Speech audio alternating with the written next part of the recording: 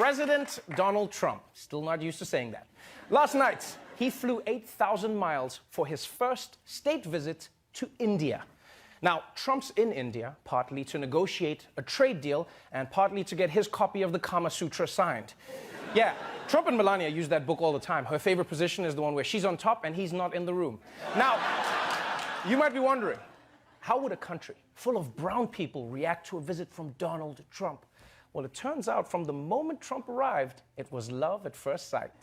President Trump just arrived this morning for a two-day visit. The president received what's being called a king's welcome, orchestrated by the Indian Prime Minister. The president headed a massive rally packed with more than 100,000 people. A Make America Great Again rally, India style. They even blasted Macho Man before the president took the stage. And when he did, a show of affection for India's Prime Minister.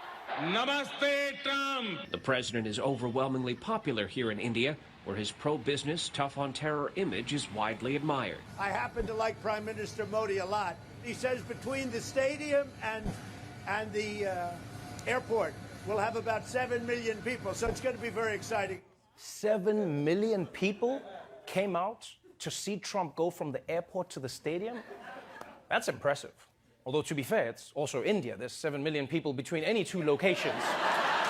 Yeah, I mean, the line at Indian Starbucks is 7 million people. There are Indian brides right now who are like, no, daddy, I just want a small wedding, no more than 7 million people.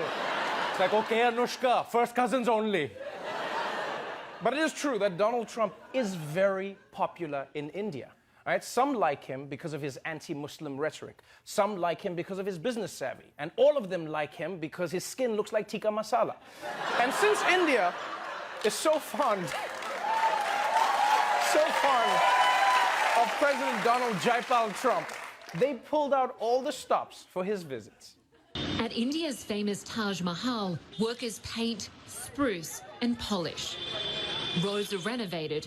And nearby, the Yamuna River rises as millions of litres of water are released to cover its foul, polluted smell. Preparations included a hastily built wall that critics say was meant to block the view of a slum, keeping thousands of poor people out of sight. Yeah, India is trying so hard to impress Trump that they're building new roads, cleaning up dams, and even building a wall to hide their slums. And you know Trump's got to love that. He's just like, you see, they built a wall, and I haven't seen a single Mexican. It works, folks. Now, India cleaning its rivers and streets for Trump might seem extreme, but if you think about it, this is basically what guys do whenever a girl says she's coming over, right? Yeah, you make the bed, pick up your clothes, hide all your junk in the closet, then she calls and says she can't make it, and you're like, damn it, so I flushed the toilet for nothing? So clearly, India is trying to give Trump a memorable experience. There was, however, one tiny culture clash that Trump had to deal with. Donald Trump is in India this morning, but he could be forced to go without his favourite meals of burgers and steaks. India's Prime Minister, Narendra Modi, a devout vegetarian, plans not to serve any meat to the president during his visit. One person who's familiar with President Trump's eating habits has told the media they're worried about how he'll cope with the lack of meat, saying, "I have never seen him eat a vegetable."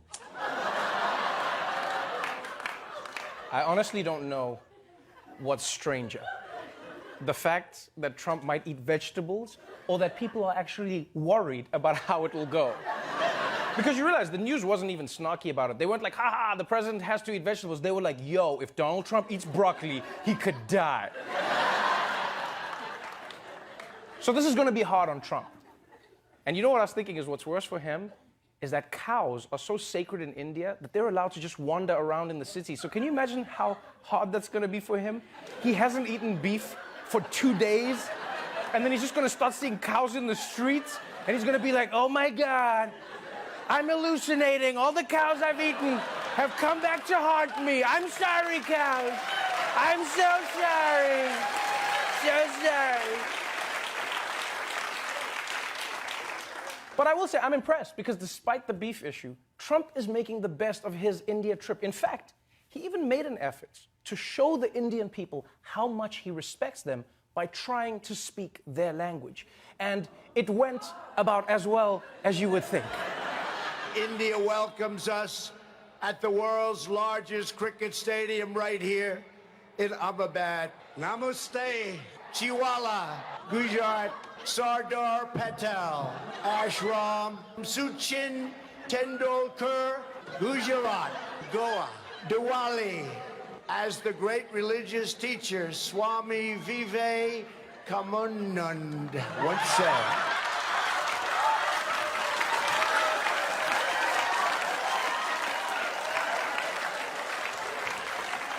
Oh, man. Oh, even if that pronunciation was right, that facial expression was so wrong. That looked like the most exercise he's gotten in decades. Just like, come on. All right, that's my steps for the day. I'm done. Oh, man. Now, this was really interesting. After Trump butchered half the Hindi dictionary, Indian Twitter lost their minds, right? People were coming on like, dude, it's not namaste, it's namaste. Who messes up namaste? It says namaste. But to those Indians, I say, please, don't be mad, right? Trump may not be able to pronounce Hindi words, but he can't pronounce English words either, so he's an equal opportunity offender. And besides, think about it. It would have been way scarier if Trump had come out all fluent in Hindi. Can you imagine if he just came out and he's like, "Kaise tumhare jail? Main tumse pyar, aapka baal bahut sundar hai. Kuch hote aaye, bigly." It would have been weird. So, that was day one of President Trump's trip to India. And you know what? I'm proud of the president. I'm really proud of him for teaching us a valuable lesson. And that is no matter how old you are, you can still go to new places, make new friends, and have new mind-blowing experiences like eating a carrot for the first time. And to that I say, namaste.